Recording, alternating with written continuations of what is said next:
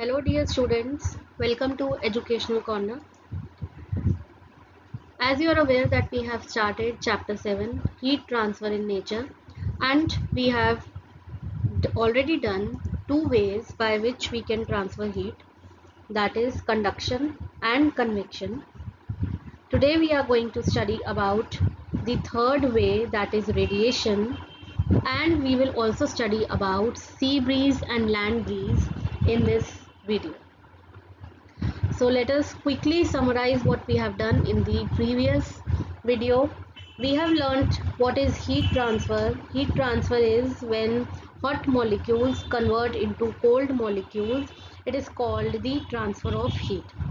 Then we have learnt that heat transfer is done by three ways, that is conduction, which occurs in solid, convection, that occurs in liquid and gas, and the third method is radiation. So when heat transfer is through direct contact, it is known as conduction, and when heat transfer is through some intermediate object, it is called convection. Today we are going to read about the third way of heat transfer, that is radiation. So let's get started.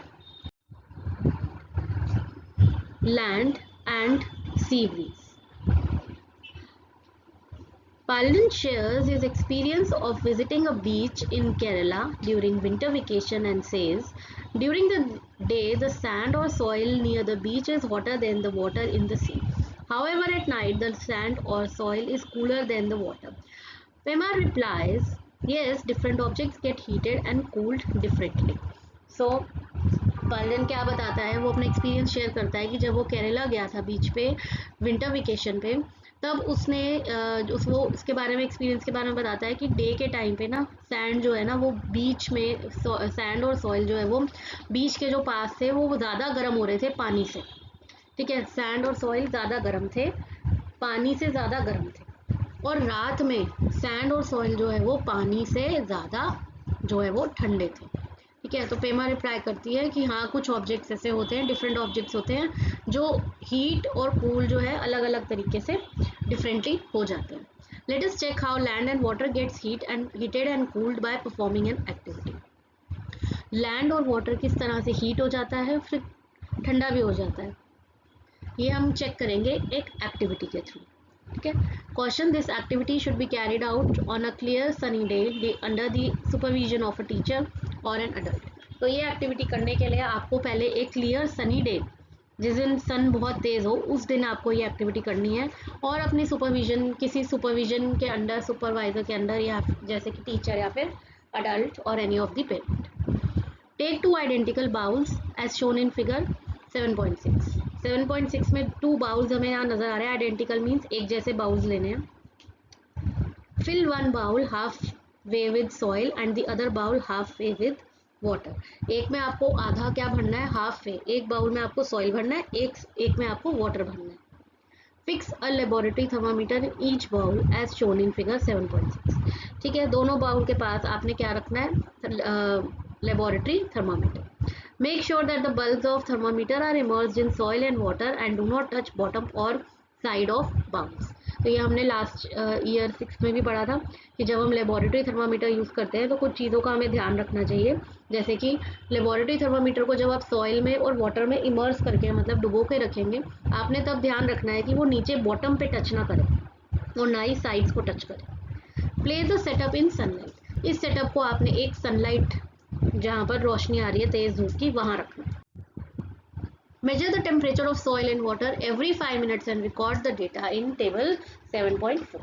ठीक है, आपने क्या करना है, आपने major करना है temperature किसका, सॉइल का भी और वाटर का भी, हर 5 मिनट में, और आपने उसे इसमें रिकॉर्ड करना. ठीक है, temperature of soil and water when heated, यहाँ पे सीरियल नंबर, टाइम दिया हुआ है मिनट, 0 मिनट पे, 5 मिनट्स बाद, 10 मिनट्स बाद, 15 और 20 मिनट्स बाद. Temperature of soil in Celsius, temperature of water in Celsius. ठीक है, अब 0 मिनट पे टेम्परेचर जो सॉइल का और वाटर का है वो ऑलमोस्ट क्या रहेगा, वो सेम रहेगा. सपोज जब मैंने मेजर किया तो सॉइल का टेम्परेचर था 20 डिग्री सेल्सियस और वाटर का भी टेम्परेचर कितना था, 20 डिग्री सेल्सियस. 5 मिनट्स बाद जब मैं इसे चेक करूँगी तो वो आएगा 30 degree Celsius temperature of soil, और वाटर का आएगा 28 डिग्री सेल्सियस। 10 मिनट्स बाद जब मैं चेक करूँगी तो वो आएगा सॉइल का 40 डिग्री सेल्सियस एंड वाटर का 32 degree Celsius. Then after 15 minutes temperature of soil will be 44 degree Celsius and temperature of water is here 34 degree Celsius. Then after 20 minutes temperature of soil is 48 degree Celsius and temperature of water is 38 degree Celsius. So clearly we can observe here with this activity that the temperature of soil is more than the temperature of water in every case except when it is at the 0 minute. ठीक है, 0 minute पे दोनों का same है, but उसके बाद जैसे जैसे टेम्परेचर है सॉइल का वो इंक्रीज होता जा रहा है और वाटर का भी इंक्रीज हो रहा है, but as compared to soil जो है वो कम है। Study the rise in temperature of soil and water. Did the temperature rise by the same amount for the both soil and water at the same time? ठीक है, if not, which one got heated faster? क्या जल्दी गर्म हुआ? Soil. How much was the rise in temperature of soil and the water in 20 minutes? तो ये आपको सारा मैंने समझा दिया। 20 मिनट्स के बाद आपको क्या ऑब्जर्वेशन है आपकी कि temperature of soil rises more than that of water. Soil का जो टेम्परेचर है वो ज़्यादा राइज करेगा वाटर से। This indicates that soil heat up faster than water. तो हमने 2 ऑब्जेक्ट्स यहाँ पे लिए थे, सॉइल और वाटर, और हमने जब ये एक्टिविटी की तो हमने ये ऑब्जर्व किया कि सॉइल जो है वो वाटर से जल्दी जो है वो ज़्यादा गर्म हो रहा है, हीट अप हो रहा है faster than water. Okay, does the soil also cool faster than water? क्या सॉइल जो है वो ठंडा भी बहुत जल्दी होता है पानी से? After letting the soil and water gate heated bring the setup indoor and let it cool for 20 minutes. तो ये आपने जो सेटअप किया है इसको अब आपने क्या करना है, आपने इनको हीट होने के बाद अब वापस अंदर लेकर आना है और अंदर लाने के बाद 20 मिनट्स के लिए इनको कूल होने के लिए छोड़ देना है। You will observe that soil cools faster than water just as it gets heated faster. तो सॉइल जो है वो हीट भी जल्दी होता है पानी से और कूल भी जल्दी होता है, ठंडा भी जल्दी होता है। People living in coastal areas experience an interesting phenomenon caused by heating and cooling of land and water at different rates. ठीक है, तो जो कोस्टल एरियाज में रहते हैं ना, जो सी के पास रहते हैं लोग, उनको एक इंटरेस्टिंग फिनोमिनन, एक इंटरेस्टिंग प्रोसेस देखने को मिलता है। क्या देखने को मिलता है? हीटिंग एंड कूलिंग, मतलब लैंड मतलब ज़मीन और पानी दोनों जो है ना अलग अलग रेट पे हीट और कूल होते हैं। As the land gets heated faster than water during the day, it causes warm air above the land to rise. ठीक है, तो जैसे ना लैंड जो है वो बहुत ज़्यादा गर्म हो जाता है, ठीक है, ड्यूरिंग द डे, पानी से ज़्यादा लैंड जब गर्म हो जाता है तो जो वार्म एयर है ना वो राइज कर जाती है ऊपर। आपको बताया मैंने, वार्म एयर जो भी गर्म हवा होगी वो राइज करेगी, एक्सपैंड कर जाएगी, तो वार्म एयर जो है वो लैंड से जो है राइज कर जाती है। ठीक है, this causes cooler air to move from the sea towards the land. तो कूलर एयर जो यहाँ से कूलर एयर है, ठंडी हवा है, वो सी से लैंड की तरफ जाती है और गर्म हवा जो है ना वो आती है लैंड की तरफ से सी में। This movement of cooler air from the sea to land, जो सी से ठंडी हवा लैंड की तरफ जाती है, इसे हम बोलते हैं सी ब्रीज। ठीक है, सी ब्रीज कब हुआ? ड्यूरिंग द डे, डे के वक्त हुआ, सुबह के वक्त हुआ। कैसे हुआ? लैंड से गर्म हवा जो है वो राइज करती है, ठीक है, और कूलर एयर जो है वो, जो ठंडी हवा है सी की, वो जाती है लैंड की तरफ। ठीक है, जब ये कूलर एयर लैंड की तरफ जाती है, सी से लैंड की तरफ जाती है, इसे हम बोलते हैं सी ब्रीज। सी से लैंड में जा रही है तो ये सी ब्रीज है। Hence in cold places sea breeze relieves people from the heat.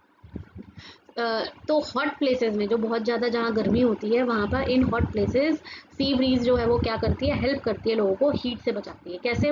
क्योंकि कूलर एयर जो है वो लैंड की तरफ जाती है, इससे लैंड जो है वो ठंडा रहता है। That is why windows of houses in coastal areas are placed facing the sea. इसी वजह से जो ऐसे घर हैं जो कोस्टल एरियाज पे बने हुए हैं, सी के पास बने हैं, उनका जो उनकी जो विंडोज होती है ना ऐसे घरों की, वो सी के सामने फेस की जाती है ताकि वहाँ से ठंडी हवा आ सके। At night the process reverse, और रात के वक्त ये जो प्रोसेस है ये रिवर्स हो जाती है, मतलब उल्टी हो जाती है। In the absence of sunlight land cools down faster. ठीक है, जब सनलाइट नहीं होती तो लैंड जो है वो बहुत जल्दी ठंडा हो जाता है।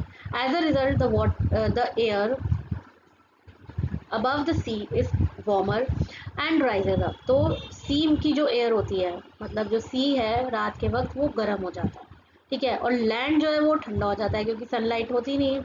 तो कूलर एयर फ्रॉम लैंड, जो कूलर एयर जो है ठंडी हवा लैंड की तरफ से जाती है, ठीक है, लैंड की तरफ से कहाँ जाती है, सी में, तो उसे हम बोलते हैं लैंड ब्रीज, ठीक है।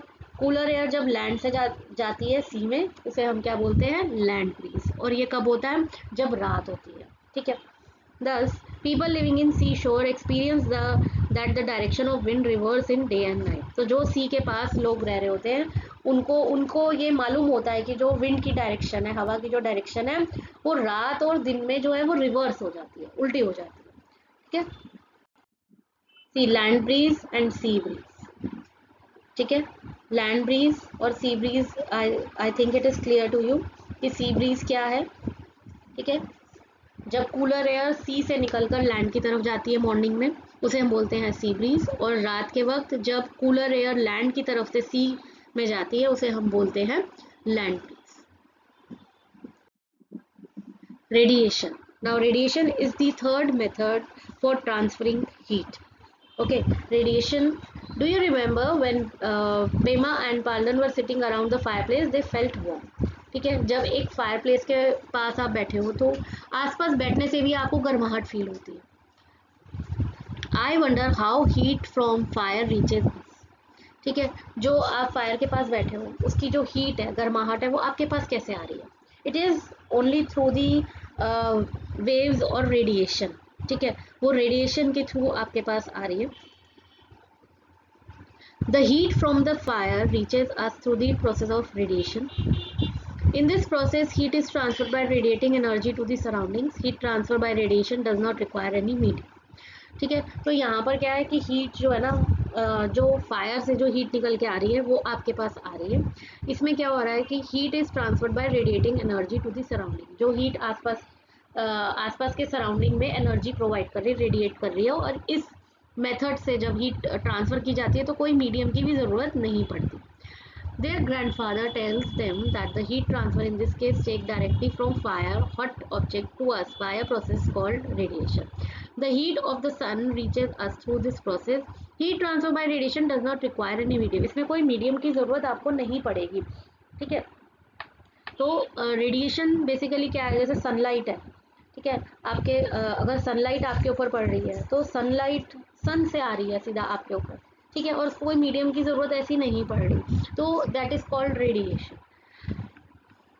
ऑल ऑब्जेक्ट्स रेडिएट हीट, सब ऑब्जेक्ट्स जो हैं वो हीट रेडिएट करते हैं। You must have observe that a hot utensil kept away from flame cools down after some time, ठीक है। आपने एक हॉट यूटेंसिल जो आपने रखा, वो अगर आपने फ्लेम से उतार दिया, गैस से उतार दिया, तो वो जल्दी से ठंडा भी हो जाता है। What is the reason for that, उसके पीछे क्या रीज़न है कि the hot utensil cool down by radiating heat to the surrounding, ठीक है। उसके आसपास के जो एरिया है हॉट यूटेंसिल का सराउंडिंग है, उसमें जो है वो हीट जो है वो रेडिएट हो जाती है, इसलिए वो जल्दी कूल डाउन कर जाता है। Dive deeper. Why is it more comfortable to wear white or light colored clothes during summer and dark color clothes during winter? ऐसा क्यों कहा जाता है, ऐसा क्यों कंफर्टेबल है कि इतना कंफर्टेबल क्यों होता है कि वाइट और लाइट कलर क्लोथ समर में और डार्क कलर क्लोथ विंटर में पहनना चाहिए?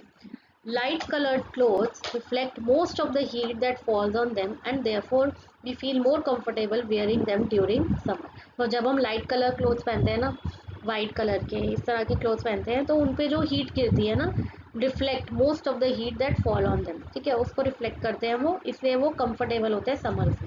और डार्क कलर क्लोथ्स जो है वो हीट को अब्जॉर्ब करते हैं अंदर की तरफ, ठीक है, तो इससे क्या होता है, हमें गर्मी लगती है, तो ये विंटर्स में कंफर्टेबल होते हैं पहनने के लिए। See radiation of sun, sunlight, sun is providing sunlight and this is called radiation, ठीक है। जैसे सर्दियों में भी होता है, विंटर्स में भी कई लोग जो है वो बाहर बैठते हैं, धूप में बैठ जाते हैं, सनलाइट लेते हैं, तो सनलाइट से क्या, वो कैसे उनको वो क्या है, वो रेडिएशन के थ्रू मिल रही है, ठीक है, ट्रांसफर ऑफ हीट। जब आप सनलाइट में बैठते हो तो आपके हाथ पाँव सब गर्म होते हैं, हीट फील होनी शुरू हो जाती है, ठीक है, that is through the process of radiation. There are many examples in our daily life where we can observe conduction, convection and radiation happening together. अब तीन यहाँ पर तीनों मेथड्स या तीनों वेज जो हैं हीट ट्रांसफर के ऐसे भी होते हैं कि इकट्ठे हो रहे हैं. Consider the case of water been heated up as shown in figure 7.8. देखो यहाँ पे एक पैन में हमने फायर ऑन करी और पानी इसमें रख दिया. Let us identify the various way in which pan and the water gets heated up as well as the warmth we feel around the flame and the hot pan. ठीक है. अब various methods हम observe करेंगे कि इस heating water जो हम पानी गर्म कर रहे हैं ये कैसे हो रहा है. देखो सबसे पहला मेथड क्या है यहाँ पर, अगर हम बात करें जब हम पानी गर्म कर रहे हैं हीट ट्रांसफ़र जब डायरेक्टली हो रही है, ठीक है, तो ये जो पैन है ना ये आग के साथ डायरेक्ट कांटेक्ट में है और इस वजह से ये पैन जो है ये गर्म हो रहा है. ठीक है, तो इस प्रोसेस को हम बोलेंगे, क्या बोलेंगे, कंडक्शन. ठीक है, ये प्रोसेस जो है ये कौन सी प्रोसेस है, कंडक्शन की प्रोसेस है. ठीक है, कंडक्शन. नेक्स्ट हमारे पास जो प्रोसेस है यहाँ पे हीट ट्रांसफर हो रहा है फ्लेम से यूटेंसिल पे, तो इसे हम बोलेंगे conduction. Subsequently water in utensil gets heated up by convection. ये जो वाटर हीट हो रहा है, ठीक है, ये किस मीडियम के थ्रू हो रहा है, मतलब यहाँ पर हमारे पास कौन सा ऑब्जेक्ट है, पैन है, तो ये प्रोसेस होगी कन्वेक्शन. ठीक है, ये प्रोसेस क्या होगी, कन्वेक्शन. ठीक है, subsequently water in utensil gate heated bye convection. क्यों कन्वेक्शन होगी, क्योंकि पानी जो पतीले में क्या जो ये इस पैन के अंदर जो पानी है ना वो पानी गर्म हो रहा है, बट पानी जो है ना वो डायरेक्टली नहीं हो रहा, हीट ट्रांसफ़र हो रही है पतीले से, फ्लेम से हीट ट्रांसफ़र हो रही है पतीले में. जब सिर्फ हम पतीले की बात करें गर्म हो रहा है, यहाँ पे जो पैन गर्म हो रहा है ये कंडक्शन हो जाएगा. जब हम अंदर लिक्विड की बात करें पानी गर्म हो रहा है तो वो हो जाएगा कन्वेक्शन. ठीक है, the warm that we feel around the flame and hot utensil is due to radiation. और अगर आप इसके ऊपर अपने हाथ रखो, ठीक है, थोड़ा सा ऊपर हाथ रखोगे और इसके आसपास भी रहोगे तो आपको ना थोड़ी गर्माहट फील होगी, उसको हम बोलते हैं रेडिएशन. ठीक है, जैसे अगर आपने यहाँ इसके ऊपर हाथ रखा, ठीक है, तो वो जो प्रोसेस होगी वो होगी रेडिएशन. ठीक है, तो एक ही हमारा जो ये पिक्चर है इसके थ्रू हम सिंपली अंडरस्टैंड कर सकते हैं कि हीट ट्रांसफ़र के 3 मेथड्स हैं, कंडक्शन, कन्वेक्शन और radiation. Let us wrap up from the activity example and discussing so far. We find that there are 3 processes by which heats get transferred. These are conduction, convection and radiation. तो 3 process हैं जिससे heat transfer हो सकती है. In conduction, heating take place when one particle receives heat, transfer heat to the next particle in contact and so on. The particles themselves do not move away from the position. ठीक है, जैसे हमने pan रखा था तो pan जो है वो अपनी पोजीशन से मूव नहीं करेगा. फ्लेम हमने ऑन करी है, फ्लेम से उसको डायरेक्ट कांटेक्ट है और वो पतीला जो है या पैन है जो गर्म हो रहा है. ठीक है, इन कन्वेक्शन, और ये जो कंडक्शन है ये सॉलिड्स में होता है. Convection, heat transfer take place by the actual movement of particle. तो कन्वेक्शन में हीट ट्रांसफ़र जो होता है वो किसी मीडियम इंटरमीडिएट ऑब्जेक्ट के थ्रू होता है. ठीक है, जैसे हमने पैन रखा और उसके अंदर पानी है, तो पानी कैसे गर्म होगा, जब पैन गर्म होगा तो पानी गर्म होगा. तो पैन जो है वो यहाँ पे मीडियम है, intermediate object. Note that in conduction and convection a medium must be present whose particles help in transfer of heat. ठीक है, कंडक्शन में कन्वेक्शन में एक मीडियम की ज़रूरत होती है जिससे कि हीट जो है ट्रांसफ़र हो सके. In case of radiation, heat travel from one place to another and no material medium is required for the transfer. Heat transfer जो है वो एक प्लेस से दूसरी प्लेस पे होती है. जब रेडिएशन तब होता है जब कोई मीडियम रिक्वायर्ड नहीं होता. ठीक है, इसमें कोई मीडियम नहीं चाहिए तब भी हीट ट्रांसफ़र हो रही है. For example sunlight. ठीक है, सन से जब हमें सनलाइट मिलती है तो हमें वार्म फील होता है और हीट ट्रांसफ़र हो रही है. Fascinating facts. In the upper reaches of Himalayan region, a traditional room heater locally known as bukhari is used to keep the room warm during winters. It consists of an iron stove in which wood or charcoal is burnt, and a long pipe attached to the upper part of the heater serves as a chimney, venting out the smoke. Additionally, the bukhari can be used for cooking as its flat top provides a platform for placing utensils. All the 3 processes of heat transfer are involved when the device is used for cooking and warming up the room. तो ये Himalayan reason में जहाँ बहुत ठंड होती है, एक room heater को यूज़ किया जाता है जिसका नाम है बुखारी, ठीक है, ताकि वो रूम जो है वो विंटर के टाइम पे गर्म रहे। इसमें है क्या, इसमें एक आयरन जो है आयरन स्टोव होता है, जिसके अंदर वुड या चारकोल यहाँ पे बर्न किया जाता है, ठीक है, वुड या चारकोल को बर्न करा जाता है। इसमें एक लॉन्ग पाइप अटैच होती है, ये लॉन्ग पाइप अटैच हुई हुई है, ठीक है, और ये हीटर की तरह काम करता है। अपर पार्ट ऑफ हीटर, ये हीटर है एक, और सर्व एज अ चिमनी, और जो यहाँ से जो धुआं होता है वो निकल जाता है as a chimney, venting out the smoke, ताकि यहाँ से स्मोक जो है वो निकल जाए। एडिशनली इसको कुकिंग के लिए भी यूज़ किया जाता है बुखारी को, क्योंकि as it is flat top providing a platform for placing utensil, क्योंकि इसके पास यहाँ पर एक फ्लैट टॉप है जहाँ पर यूटेंसिल्स को रखा जा सकता है, और सारी हीट ट्रांसफ़र की जो प्रोसेस है वो इसमें देखी जा सकती हैं जब हम इसको कुकिंग के लिए या रूम गर्म करने के लिए यूज़ करें। You have learned in grade 6 science textbook curiosity that the sun is the main source of heat for the earth.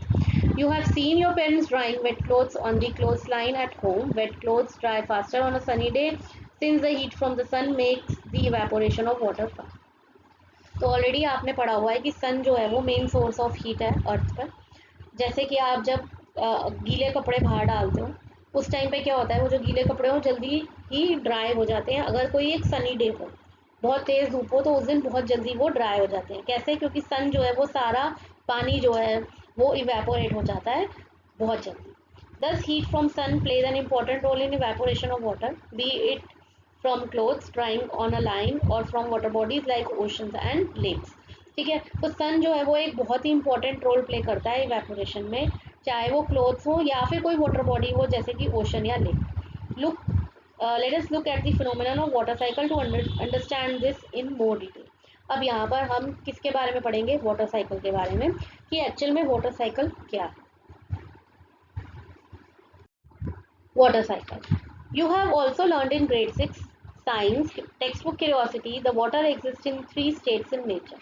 ठीक है, वाटर जो है वो तीन स्टेट्स में नेचर में है। As a liquid it fills the ocean, rivers, lakes on earth, as a solid snow, ice sheet, glaciers in mountains and polar regions, as a gas it exists in form of water vapor in earth's atmosphere.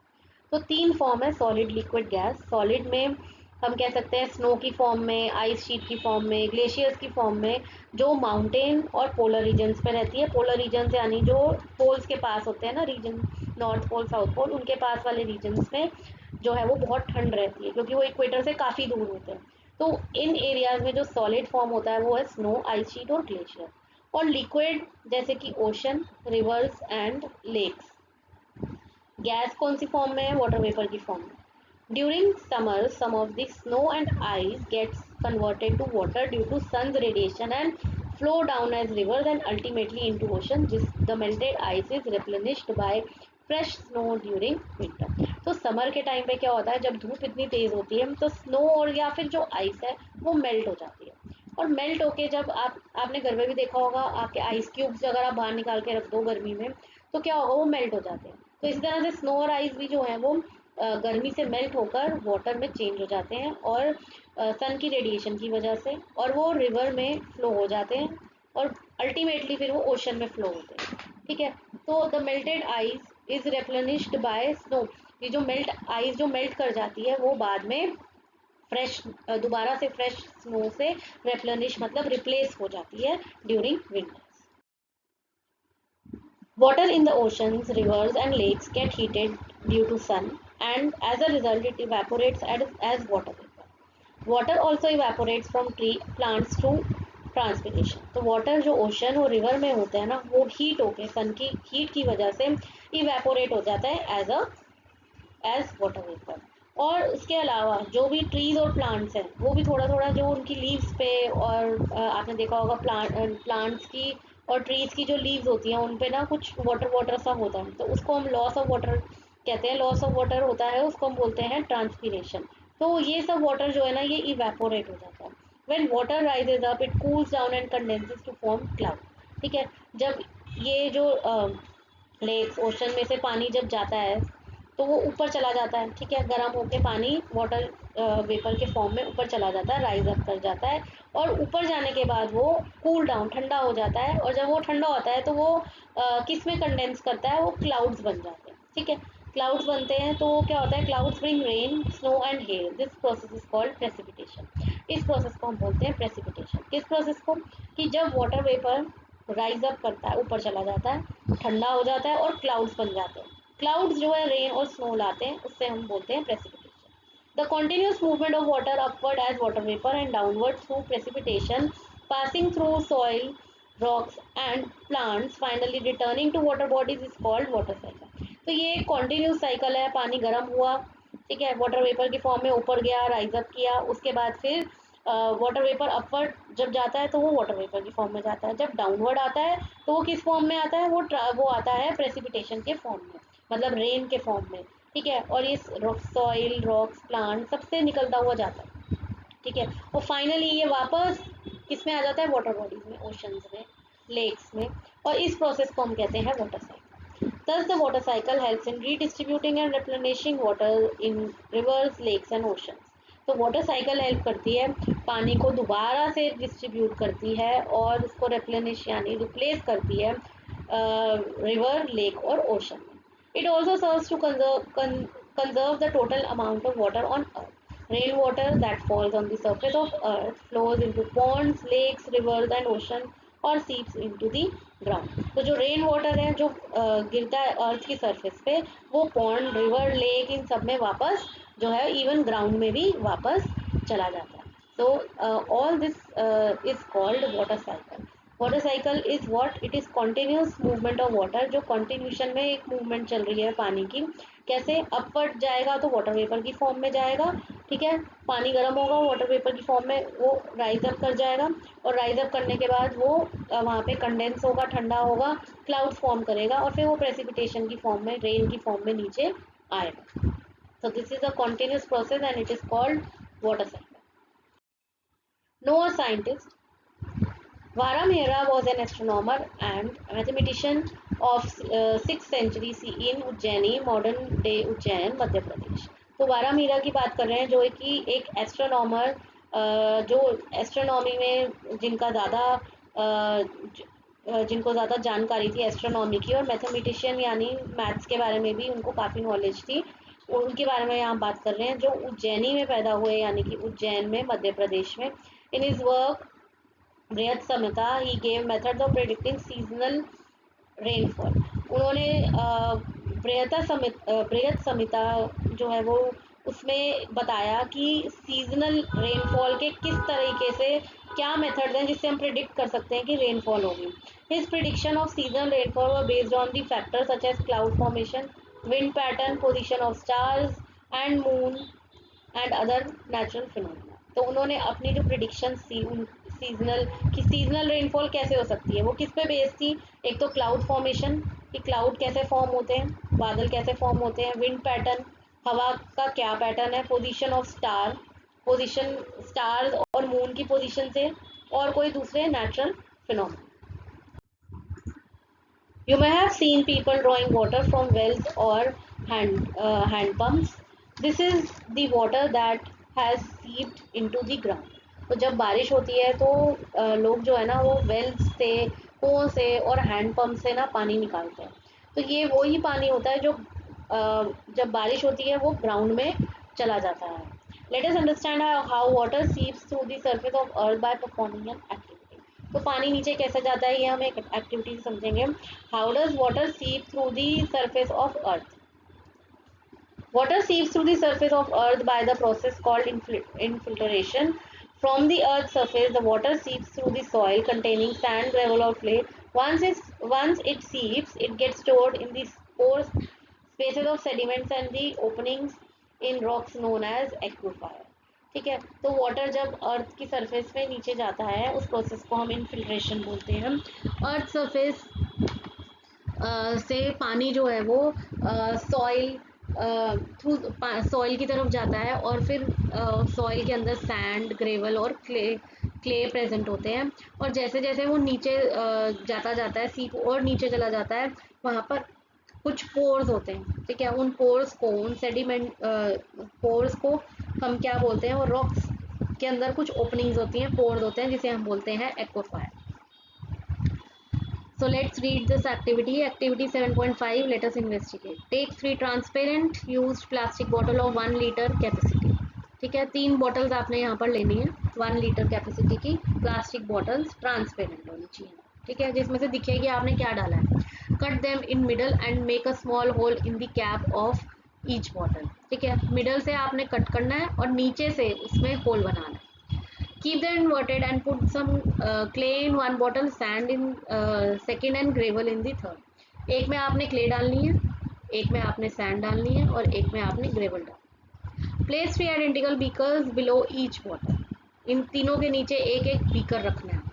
Add 200 millilitre of water to each. इसके जो beaker है इसके अंदर आपको पानी भरना है 200 millilitre. Predict the amount of water flowing out of each bottle. ठीक है, अब आपने देखना है कि क्ले, जब आप पानी डाल रहे हो क्या क्ले में से ज़्यादा पानी निकल रहा है सैंड से या ग्रेवल से. Collect the water that flows through each bottle for 10 minutes. और 10 मिनट्स तक आपने चेक करना है कि कितना कितना पानी गिर रहा है. Compare the amount of water that comes through each bottle. अब कितना पानी किस में से आ रहा है, क्ले, सैंड और ग्रेवल में से, ये आपने ऑब्जर्व करना है. ठीक है, seepage of water. Bottles filled with, first bottle है क्ले की, सेकंड बॉटल है सैंड की और थर्ड बॉटल है ग्रेवल की. प्रिडिक्शन. सीपेज ऑफ वाटर, आपने देखना है कि पानी कितना निकला है, प्रिडिक्शन करनी है पहले कि वेरी स्लो है या फास्ट है. ऑब्जर्वेशन में seepage of water very slow और फास्ट.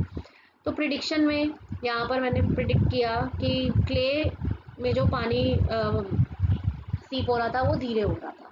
बट ऑब्जर्वेशन क्या थी, ऑब्जर्वेशन थी कि इस क्ले से बहुत ही धीरे निकल रहा था, वेरी स्लो. सैंड से फास्ट, प्रिडिक्शन थी कि फास्ट, बट वहाँ से भी ऑब्जर्वेशन हुई कि स्लो.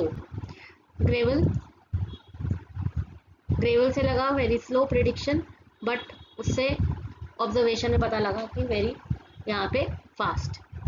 ठीक है, तो हमें इसमें ऑब्जर्वेशन में ही पता लग गया है यहाँ पर कि क्ले से बहुत स्लो पानी निकल रहा था, मतलब क्ले ने ज़्यादा ऑब्जर्व किया पानी.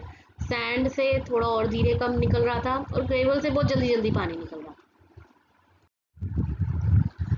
Do your findings match your prediction? You may have observed that water seep fastest through gravel, slower than sand and slowest through clay. ठीक है, यही हमने पढ़ा है कि ग्रेवल में सबसे ज़्यादा पानी निकला, उसके बाद सैंड में निकला और उसके बाद सबसे लास्ट में क्ले में बहुत ही कम पानी निकला. Why is it so? ऐसा क्यों? The spaces between gravel particle are wider when compared to those in sand and clay. जो इसमें जो स्पेसेस होती हैं, ठीक है, स्पेस है अंदर, ओपन स्पेस, वो ज़्यादा है सैंड और क्ले के मुकाबले में. ठीक है, तो इसलिए पानी जो है वो ज़्यादा निकल गया. हेंस वाटर कैन सीप थ्रू ग्रेवल मोर इजीली. जो बड़े बड़े हैं इसलिए वो ज़्यादा जल्दी निकल गया. In this way water seeps beneath the surface of earth. इसी तरीके से पानी जो है वो अर्थ की सरफेस पे चला जाता है. This process of surface water seeping through soil and rocks is called infiltration. Infiltration हम किसे बोलते हैं, जब सरफेस वाटर जो है वो सॉइल या रॉक्स के थ्रू जो है वो नीचे चला जाता है, उसे हम कहते हैं infiltration. Water can infiltrate more readily if the spaces between soil and rock particles are wider, open and interconnected. तो पानी ज़्यादा गिरेगा कब, जब स्पेस ज़्यादा होगी. ठीक है, सॉइल और रॉक पार्टिकल्स के बीच की जो स्पेस है वो ज़्यादा वाइड होगी, बड़ी होगी, ओपन होगी और इंटरकनेक्टेड होंगे, तो पानी जो है वो ज़्यादा गिरेगा. The water that seeps through gets stored in the pore spaces of sediment and opening in the rock beneath the surface as groundwater. तो जो पानी नीचे चला जाता है, ठीक है, पोर्स और स्पेस के थ्रू, वो जो पानी होता है ओपनिंग इन द रॉक, उसको हम बोलते हैं ग्राउंड वाटर. ठीक है, the underground layers of sediments and rocks that store water in pore spaces is called aquifer. ठीक है, देखो जो पानी नीचे चला गया उसे हम बोलते हैं ग्राउंड वाटर, और वो ग्राउंड वाटर जो बिल्कुल नीचे चला जाता है ना, उस पानी को स्टोर करके रखता है, उसे हम बोलते हैं aquifer. This is the water we extract by digging wells or drilling bore wells into aquifer. तो यही वो पानी है जो हम कहाँ से निकालते हैं, वेल में से डिग करके निकालते हैं या फिर कुछ बोरवेल हम ड्रिल करते हैं, ठीक है, ग्राउंड वाटर के लिए, वो उसको हम बोलते हैं aquifer. This water may be a few metre और 100 of metre below the ground depending on the location.